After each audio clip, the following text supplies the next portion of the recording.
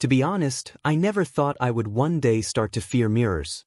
It sounds dramatic, almost like a trope from a cheap TV series, but it's true. Until I was 40, I rarely looked at my reflection. I just washed my face, shaved on autopilot, and rushed out of the house as quickly as I did when I was 25. But on that September evening, after long negotiations and a pointless video conference, I stopped in front of the bathroom mirror and looked at myself as if from the outside for the first time.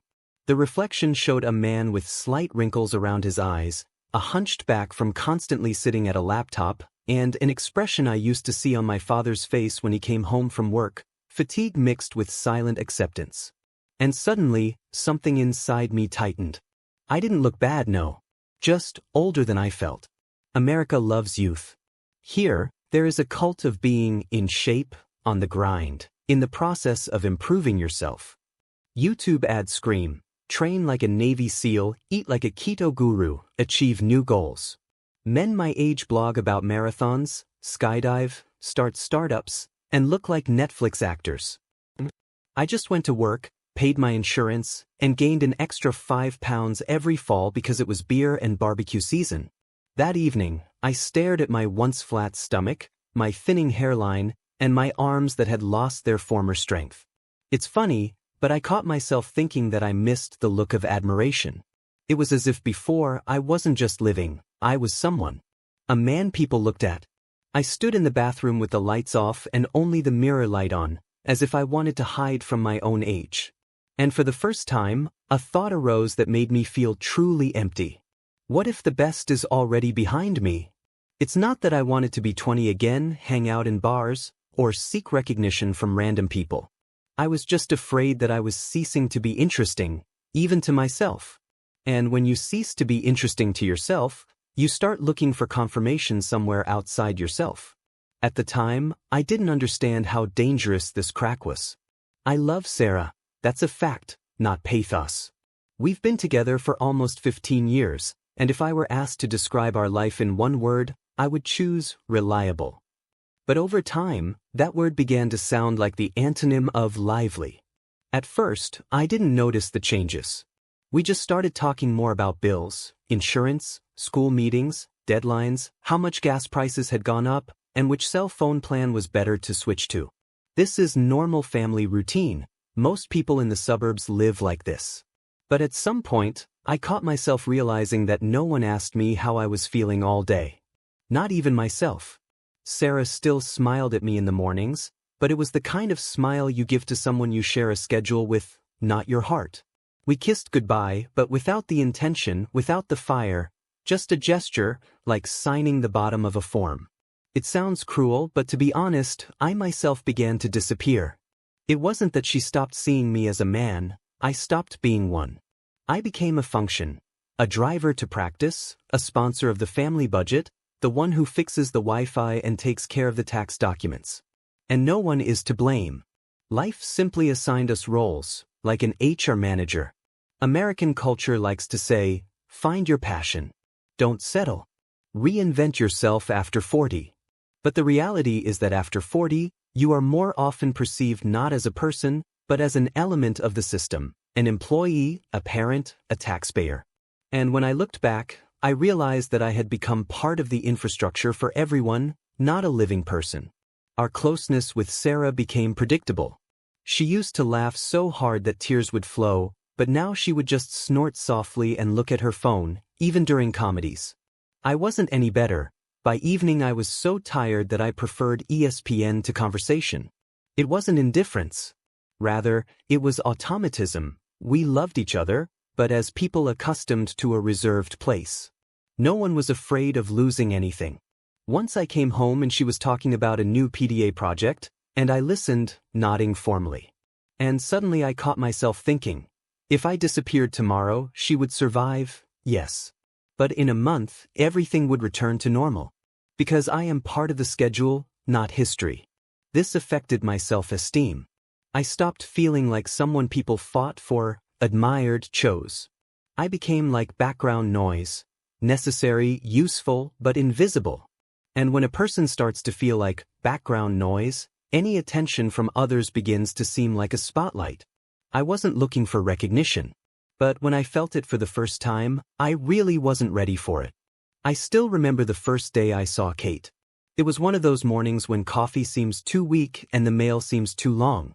The Creative Hub office was usually chaotic, designers arguing about color palettes, marketers fighting over deadlines, and me working on presentations that had to sound confident, even though I was squeezed dry.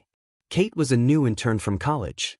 23 years old, lively eyes, a laugh that was too loud, as if she hadn't yet learned to filter her emotions to fit in with the corporate environment. The kind of energy that people over 40 no longer have, not because we're old, but because we understand too much. She came up to me with some minor issue, to ask how to format a report. And here's the strange thing. She looked at me with interest. Not professional, not polite, but as if I were someone who knew something important. I didn't even realize right away why I felt warmer inside. It was like those days when you're not yet a husband, father, and worker, but just a guy who can have dreams and potential. Did you really work on a project for Nike? That's incredible, she said as if I had won an Oscar, not just survived another hellish quarter. I felt important. This attention hit me like a breath of fresh air after a long dive. And I'm not talking about physical attraction, that came later. At first, it was a thirst to be seen. A thirst to feel that I was still someone. We started talking more often. Sometimes she would come to me just to check something, but it wasn't about the questions, it was an excuse. She laughed at every sarcastic comment I made, as if I were a comedian from a Netflix special, not a man who forgets to take out the trash and pays the mortgage. And here's the important thing. I knew it was dangerous. I'm a grown man. I'm married. I know things like this don't happen, just because. But at some point, I let myself go too far. I started waiting for her messages. I started looking for her when I walked into the office in the morning. I started noticing how nice her hair smelled when she leaned over to look at my screen. She once said, "You're so inspiring. You make me feel important." Something inside me snapped. Because I wanted to say the same thing. But instead I just smiled, and didn't pull away. The line had been crossed long before anything more serious happened physically. It crumbled in small steps, compliments, messages after work, secret thoughts that I didn't even admit to myself. I wasn't looking for an affair. But the attention became addictive. And I started coming back for more. I don't know what I expected from that night. Maybe a movie effect. When the music plays in the background, everything slows down, and you suddenly feel alive, daring, needed. But the reality was much quieter and stranger. It happened after a corporate event, nothing special, a bar in Manhattan, too loud music, cheap beer, everyone discussing KPIs and audience growth. When most people left, Kate suggested, "One more, in a quiet place." I agreed, even though I knew it wasn't just a drink. We sat by the window, looking out at the noisy streets, and she told me how afraid she was of getting lost after college, how she wanted to be somebody and not just another SMM specialist. I listened and realized that she saw me as someone who had already walked that path. And I saw in her what I had lost, the beginning. When she touched my hand, I didn't pull it away. And at that moment, everything inside me split into two voices. One shouted, "Stop." The other whispered, "You need this." I chose the whisper. Physically, it was quick, awkward, without poetry. Not passion. More like a desperate attempt to prove to myself that I could still be desirable. I remember looking at the ceiling in the dimly lit hotel and feeling not triumph, but coldness. As if I had made a bet and won, only the prize turned out to be empty. I thought that cheating would confirm that I was still young, interesting, and needed. But instead, I felt like a person trying to tape up a crack with duct tape, hoping no one would notice. Afterwards, there was silence. No romance, no hugs. Just emptiness. On the way home, I looked at the night lights of Brooklyn and felt a heaviness growing inside me. It was like when you're young and you lie to someone who believes you unconditionally for the first time. You haven't been punished yet, but you already know you've done something irreversible. I wasn't afraid that Sarah would find out. I was afraid that I had changed. It wasn't love, not even passion. It was fear. Fear of aging, fear of disappearing, fear of becoming a nobody. And perhaps the scariest thing about cheating is not that you betray another person. It's that you betray the version of yourself that you were proud of. After that night, life didn't change at all on the surface. No one found out. I continued to go to work, Sarah and I discussed where to go in the summer, my daughter asked for help with her history project. Everything looked normal, so normal that it was scary. But I was no longer who I used to be. It felt like I had brought home an invisible scar that no one could see, but I could feel it under my skin every second. Sarah and I were watching a TV series in the evening, and she rested her head on my shoulder. So familiar, so homely, and something inside me twitched painfully. It wasn't even guilt, it was the realization of how much I was willing to risk for a moment of self-affirmation. After everything, Kate acted calmly as if it were no big deal, like going for a walk after class. She wrote a couple of times, but I started responding curtly. At some point, her messages disappeared altogether. And you know what I thought about? Not that she was gone, but about how empty it all was. And how easily I could have lost what really mattered. One morning, as we were getting ready for work, Sarah suddenly said, "You've been kind of softer lately." Calmer. What happened? I froze. How could I interpret such a phrase? I exhaled and said that I had simply been rethinking a lot, that I was tired of living by the clock, and wanted to be closer to my family. It wasn't a lie, just not the whole truth. And I really did start to be closer. Not as a compensatory gesture, not out of fear of exposure. I just realized that where I wanted to feel alive, life was already there, at home. I started making breakfast myself, not because I had to, but because I liked seeing Sarah smile when she smelled fresh waffles. Giving up late phone calls so we could have dinner together without looking at our phones. Listening, not formally, but with interest, as if I were getting to know the person I had lived with for so many years all over again. At some point, I saw Sarah as if for the first time in many years. We were sitting in the backyard, she was talking about a new project at work, enthusiastically, energetically, and she was fixing her hair when she laughed, just like when we first met.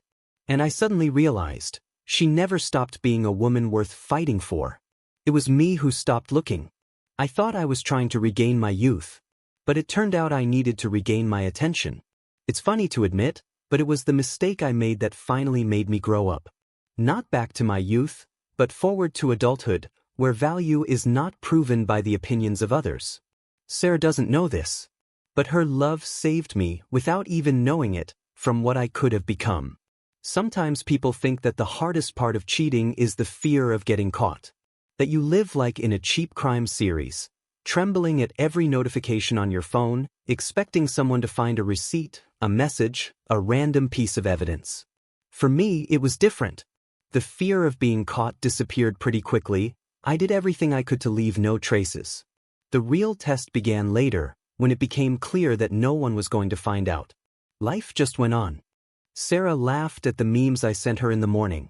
We argued about where to spend our vacation, Colorado or Florida. We decorated the house for Christmas together, listened to Frank Sinatra's holiday mix, drank hot cider while the snow outside muffled the noise of the streets. It was beautiful, warm, right, almost painfully right. And it was in this rightness that I felt the weight of my secret.